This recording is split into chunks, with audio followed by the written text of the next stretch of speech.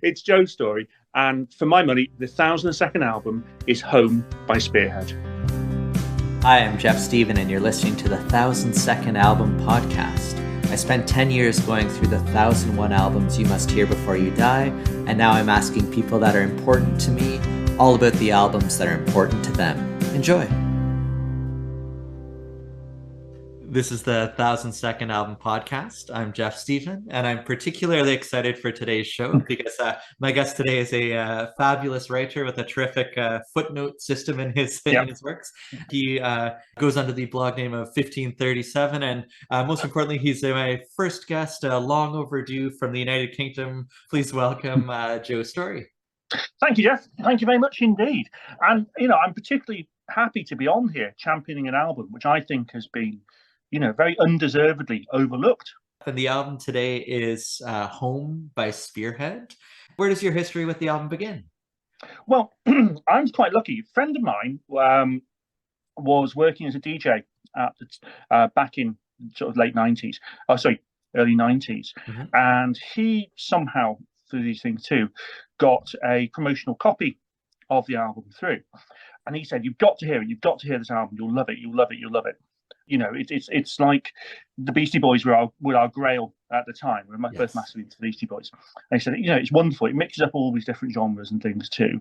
And it's the guy from Disposable Heroes of Hypocrisy, mm-hmm. who I thought, you've not really sold it to me, because I was never a big fan of them, actually. Mm-hmm. I liked the odd song, but I thought, really? But I thought they were always lacking tunes. Right. Really, is my criticism of Disposable Heroes. So, my friend Matt got a copy of this album, and he taped it for me. That's how prehistoric we're talking here. So he taped it for me, and I never looked back. It's just wonderful, absolutely wonderful album. This, my favourite thing about it is just simply the fact that it just blends so many things together. Most of my favourite music comes from those interesting borderlands between genres, where genres meld and mash together. I can appreciate, a good genre album, like a good metal album or, a good folk album. But so much of my favorite music comes from when people run these things together. Yes. And you get that, I think, that sort of inherent energy when you're pushing two things together like that too. And so that's very much what this album is. There's hip hop, there's soul, there's elements of jazz in there too. I would say almost easy listening at times as well. And so, it's a really, really good album. And it doesn't sound like anyone else sort of before or since. Yeah, and I would agree with that assessment for sure. And I think that's true, where when it's impossible to categorize, that just makes it such a memorable experience along the way. It does. And unfortunately, though, that's very often... certainly because the way that music was marketed, I think that can often be the kiss of death to an album, because certainly in America at the time, there was black radio and there was FM radio. Mm-hmm. And, very rarely the twain shall mix. There's separate charts, separate promoters, separate stations even. So, a lot of good albums were doomed just simply because they never quite... you could never quite categorize them as one thing or another. And this one, I guess, so if this was 1994, that would have been probably around the peak of the packaging of grunge, and this definitely would not have fit neatly into that umbrella. I'd say it was probably the sort of tail end of that, when you had all your bands who had leapt on the bandwagon. Not your original members, the other trailblazers. You had the sort of tail end of that, really. Mm-hmm. And, hip-hop, to my mind, was starting to be a bit less interesting than it was 3 or 4 years before that, because I've always really enjoyed a lot of hip hop going back, especially because I got into that through the Beastie Boys, and Run DMC, that type of thing when I was an obnoxious teenager, and as we all were. Yeah, very much so. And but I discovered so much music through those people. Yes. Through those groups and people too. And I still occasionally, I'll hear something for the first time and I'll go, that's the sample from this, or that's the sample from that. Yes. It's fabulous. That it's absolutely wonderful way to discover music, and it's something that keeps on giving. That That's right. Just hearing those original source but material. Yeah. unfortunately, it started to be, how to put it, a little more codified maybe by that point. So you had your gangster rappers and all that type of stuff, which was interesting at first, but then boring. And you had all your unspeakable like sex rappers like sort of Two Live Crew and people who were pushing those sorts of boundaries too, which got very boring very quickly, or certainly for me anyway. So hip hop had some really interesting people breaking through. There's groups like Diggable Planets came through at that point. I think they sort of labelled them sort of consciousness raising or consciousness bands at the time. So there was a few interesting people doing interesting things with it. Like the rapper Common came along a bit later and was doing interesting stuff too. Right. So, but it was so good to hear hip hop used in a different way again. And I think that comes sort of through this as well, actually, and to mix that with this sort of different things too, because ultimately it's a wonderful vehicle for storytelling. Yes, I think, and I think that's one of the things that Franti does particularly well here. That's right. And you mentioned interesting people doing interesting things, and Michael Franti was the main person here. And you alluded earlier to the Disposable Heroes of Hypocrisy. And on that 1001 list that I went through, the what was the album called? The Hypocrisy is the greatest luxury. That's right. Yeah. So that one did make the 1001 list. Yeah. Which I was pleased to be introduced to it, but this one didn't. So the list editors didn't quite deem this one worthy of inclusion. Well, that was clearly snoozing a bit, or in typical 1001 style, they already had too many albums from 1994, and they had to bump one off the end. And because I think we've talked about this before, right. But the interesting thing is that obviously every year they update the book.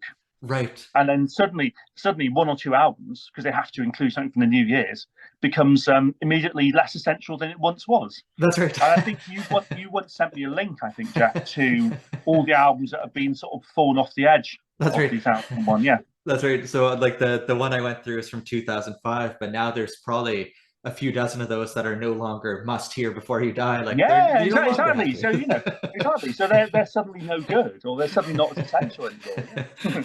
That's right. But this one I can assure people is quite good, and so list or no list, it's well worth hearing.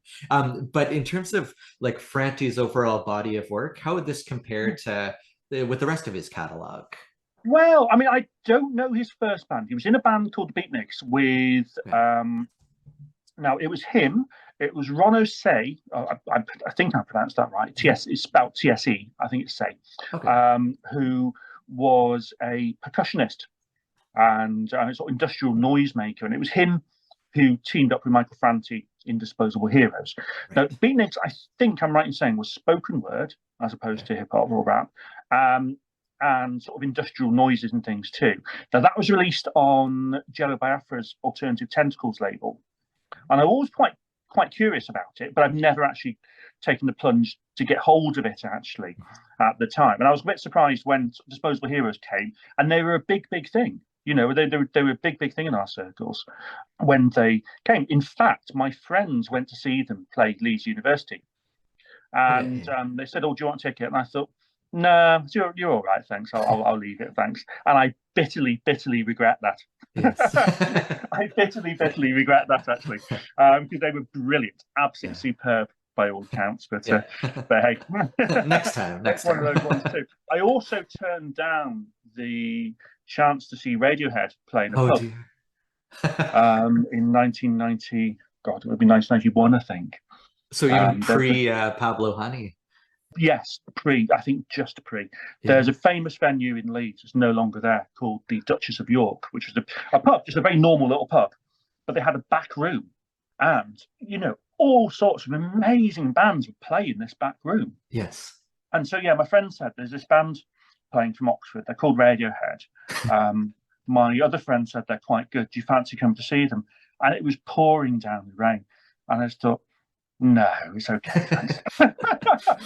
I'll leave it. No one will ever know. No one will ever hear of them too. Yeah, so because 99 out of 100 of those bands never did, Right. progress beyond that Yeah. thing too.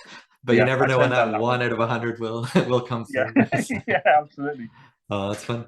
Franti himself, like he seems like just a really interesting guy. And I know Hmm. for me, I was as recently as yesterday, I was chatting about this with my folks, where with some artists, it's getting increasingly difficult to separate the artist from the art. Yeah. Like maybe beloved things from childhood, just Hmm. it's trickier to reconcile now.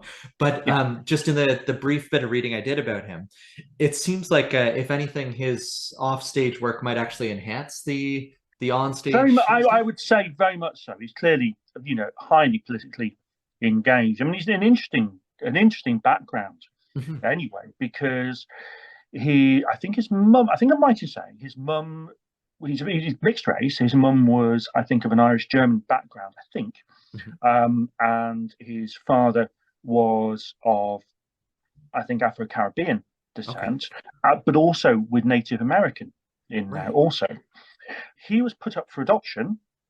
Sorry, Irish Belgian. Sorry, I think his mum was. He was put up for adoption and adopted by a Finnish couple, Okay. which is where his with surname Franti comes from, Right. apparently. So he was then had a whole separate family, and I think they adopted quite a few children as well. So so you're talking about an incredible smorgasbord Yeah. of influences and nations, Right. before he even reaches kindergarten. Yes. So that's an interesting thing, and that will give you, I think, an interesting and somewhat different worldview Yeah. right from the start. He went to university on full basketball scholarship Okay. as well, which I assume must mean he was pretty damn good Yeah. to Well, do one would that. hope. Yeah. Yeah, very much so. So I think that's a fascinating sort of thing in itself, because there's a second Spearhead album which I didn't like. Didn't grab me at all. Actually, be interesting to go back to it now, but it didn't grab me at all. I don't own it. I own a couple singles from it. I didn't Yeah. own the actual album.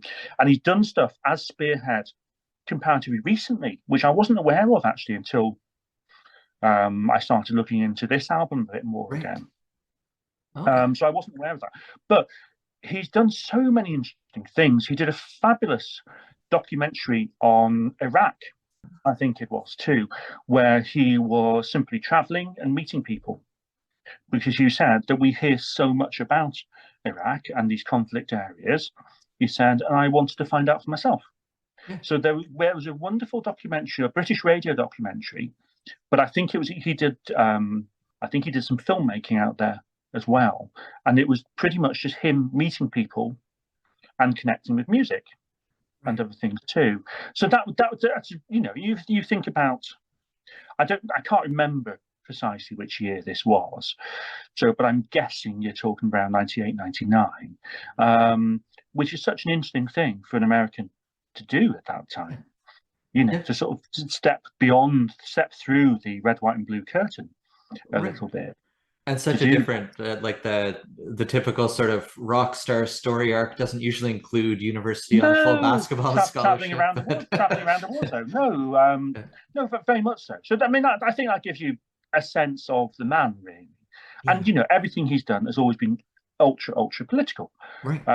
with a small p, and I like that because he preaches the very much, and I think preach is probably the right word, the politics of tolerance and Mhm. gentility and taking care of people too, and that shines through his work, I think, and I think it particularly shines through in Home. I think there's some wonderful messages there too, and it's very clever because if you were to pitch an album to me and say, well, we're going to produce an album, it's going to preach things like tolerance and helping others and things too, I'm just going to go, oh God, 'cause it just sounds so worthy, doesn't it? Right. But I think what Franti does with Home is he uses storytelling, which, as an educator yourself, is often the best way to get any message through. And he uses it to sort of wonderful effect throughout Home. Absolutely. And I think that's it too, where it never comes across as a lecture. Like the No. if you just listen, like the and I'm pleased I've been able to have some time with it, because the Mm. first listen, it has that great sort of groove that they establish on a Yes. lot of track, and Yes. you appreciate the musicianship. But then it's on subsequent listens, you really pick up on that compelling storytelling and Mm. those really vivid characters that Yeah. he describes in the Oh yeah. scenes. Well, I mean, I will jump, if I may, Please. to my favourite one, which is the one I mentioned to you when I first mooted this album, Yeah. actually, which is Dream Team. And it's a wonderful, wonderful track. It's just a really brilliant, it's a real banger of a tune, isn't it? Yeah. Oh, Yeah, 100%. it's got a really, really great groove to it, and it's delivered so well. Just if you don't listen to a word of it, it's just delivered. It's a tune that's just delivered and looks delivered so well. But obviously, Franti, we now know he was a basketball scholar. Yeah. But he's talking about the Dream Team playing in the what was it, 92 Olympics? Would that be 92 Jeff? I Olympics, think that's right. Yeah. 92 Olympics Yeah, Dream that's Team. right. So it's the first time the NBA was in the Olympics, which he mentions in the Yeah. song too. And he was saying that, he and his friends were just saying it's so brilliant. You can watch these stars playing Yeah. together, having Yeah. fun, but getting, I think he actually says, having fun, but getting the job done. And, how brilliant, his friends were really loving it, and he's saying, but and then he sort of takes a step back and said, it seems odd to me. And does it seem odd to you that these folks are cheering the red, white, and blue? And he goes on to say, does this mean anything? Does it mean anything that, as he puts it, 11 brothers are representing America in a sport? And he says, no, it doesn't mean a goddamn thing, because the same year we had Rodney King, which is a kind of quote from the lyrics. So that's such an interesting take on it, because he's Yeah. taking what's happening now, spinning it, looking at what's behind it, and then, best of all, he creates his own dream team. Yes. And that's just wonderful. Yeah. So who would he have? And he has all these wonderful musicians. He has Hendrix in there. Yeah. Hendrix in there, doesn't he? Yeah. Chuck D. I think Chuck D's doing the is it the commentary on the game, I think? Commentary, play by play, Yeah. I think. The play by play, yeah. And he has Huey Newton, who's extra hard. And he has Angela Davis in there as well. And I'll come on to her in a second, actually. She's a favourite of mine as well. And so he has all these radical Malcolm X's in there as well, and all these heroes, and all these back heroes of musicians and activists. Yes. And it's a wonderful song because it makes such a wider point. It's a fun song. It's a lot of fun. Yeah. But it also makes so many wider points in the thing too. And it's done without featuring. He talks about the Black Power salute at '68 Olympics. Yeah. Which may be my favourite moment ever in the whole of sport. And so it's things like that as well. And it's very interesting that he includes Angela Davis in, doesn't he? Yeah. I forget who throws the ball into her neighbourhood, but he says, puts her shoulder down to charge. Because I remember an interview with him at the time where he was talking about how, when he was growing up, how vilified Angela Davis was. That she was portrayed as this almost murderous witch, if you like. So, for all the heroes around for him, heroes around the civil rights movement and things too, he said as an adult, he found it interesting how, as a woman, she got particularly vilified for this. And which is an interesting point as well to make, an interesting point to be conscious of too. And he gives her quite a prominent role in his dream team as well. And I like that. It's sort of addressing the balance. But yeah, so I mean, that is such a wonderful, wonderful song. And it's such a wonderful message as well. Yeah. And it takes, I think, such skill to do that and to keep it fun. Yeah. But not to pull any punches. That's right. I think because isn't the outro line in it? Does he say "shoot hoops, not brothers"? Or there was we like to shoot the chorus at the end of it. Yeah, you're quite right. It's almost like an outro as well. We like to shoot hoops, not brothers. Yeah. But again, it's that back and forth where there's some levity with celebrating like the play by play of the game, but then the tones are always there of the very serious layers of it too. So very much so, very much so. And I don't think you can take the one from the other. So you can't divorce the activist from the musician in this case too, for wonderful effect, I think too. And there's plenty of ones there. I mean, another favorite of mine, although it's comparatively quite dour, is positive, which is, I know at the gig I didn't go to with my friends, they said they had this brilliant song about taking an AIDS test, and I thought, really? Yeah. So they did that. They were certainly doing that live as Disposable Heroes. Right. Yeah, which I missed, obviously. But it's here, and it's done so well. It's got a really jazzy little riff to it, and he talks. I don't know. He just talks in a very honest, very sort of disarming way about. I think the premise of it is he's in a slightly more serious relationship with a woman now, and he wants to. I think they want to change birth control, should we say, or go with that. And he thinks that the responsible thing to do is to take a test, because he's not always been quite as he should with that. I think at one point he rhymes magic and prophylactic, which is a pretty good rhyme, I think, in anyone's standards. But so he talks about that, and all the times he went without a condom, and was it really worth it, and all the age of it.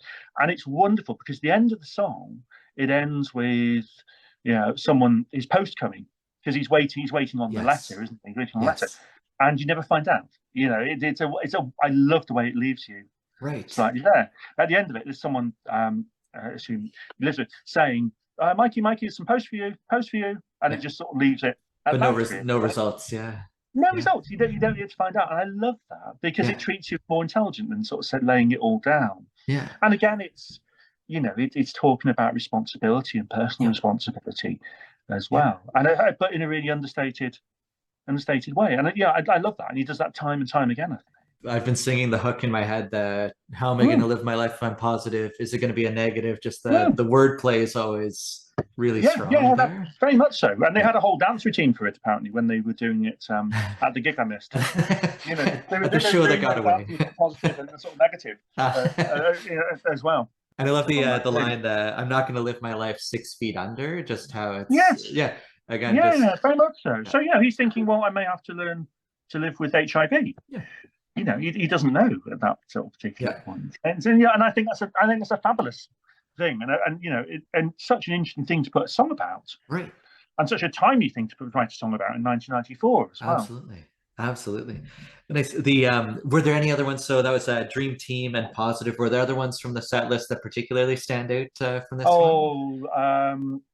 What's it called? It is called. I mean, there's all the wonderful party ones like People in the Middle and things like that. Yeah. But my all-time favourite one, only a tiny notch down from Dream Team, is Hole in the Bucket. And that's a wonderful, wonderful song. Yes. One of my friends compared it to, what were they called? Arrested Development. Mr. Wendell. Yeah. Yes. I no longer speak to them as a result of that. Infinitely better. But the whole thing about, I think he's got to go to the grocery store. It's a song about going to the grocery store, isn't it? Yeah. And he's got to buy a few things here. He talks about what he's got to get, and he needs a reel of thread, doesn't he? Yeah. Well, and he can't remember what it's for, but he can see it. And then he sees someone sort of panning for change, outside the sort of 7-Eleven, and he goes through this whole thing in his head, which, if we're honest, we probably have all done it at times too, to say, well, should I give it to him, or will he just blow it on booze or drugs, or, am I responsible for my brother's, am I my brother's keeper? And he has this whole thing running through his mind. Yeah.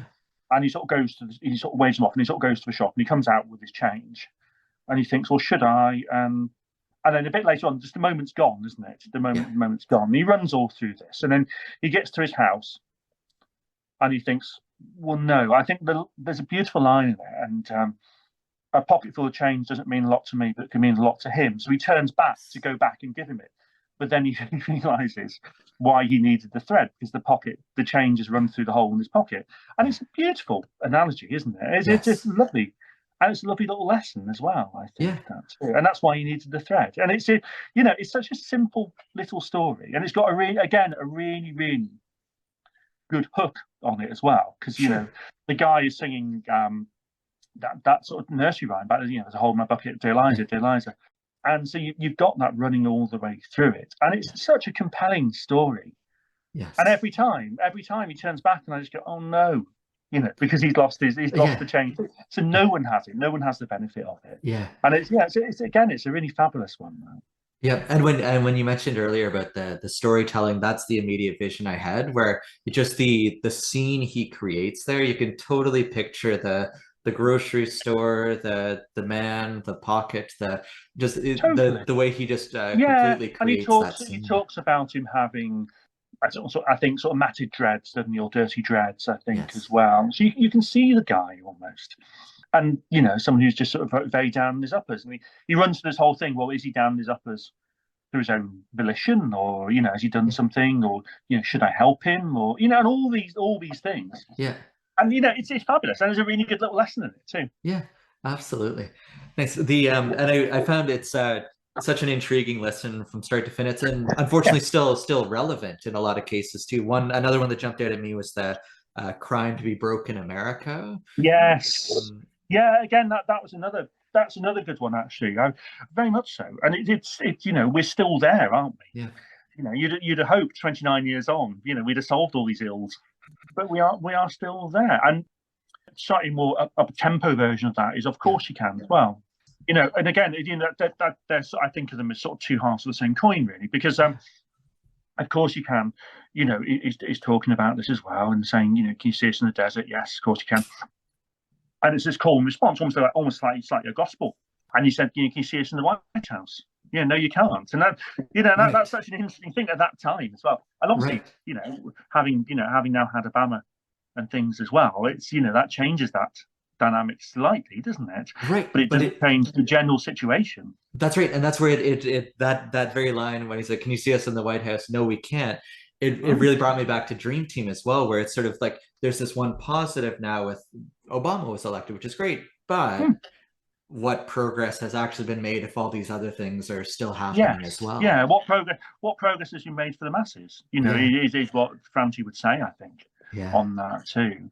And there's so many good ones. I've just turned my album over here on vinyl, obviously. Of course. One of the 1537. Yeah, absolutely. And there's so many good. Like People in the Middle, such a good party tune, and Love Is the Shit as well. Love Is the Shit, which makes life bloom. That makes love bloom, and I love that. Yeah, those makes life bloom, and that's such a great message as well. It's a real fun song, that, and Piece of Peace as well. In all these songs, there's a positivity about each and every single one of them. Dealing with some quite hard subjects, I think, at times, and some things and situations that would quite easily move you to despair, I would say. But he embraces it with, a very infectious positivity. Yes, and always a good tune. Yeah, which is paramount to hook me in the beginning. Yeah. Well, I think of it. I think of the name, Jeff. I mean, he named the band after King Shaka, who was a Zulu king, as I understand it. Okay, but the point about the Spearhead is, for me, he's not said this, but the whole thing is, it's a point, isn't it? It's an entry point. Mm-hmm. It's something that pierces, and for me, that's something that this has, but the Disposable Heroes haven't got. Is they have those tunes in abundance. Yes. So the tune is the entry point, and then that becomes the vehicle.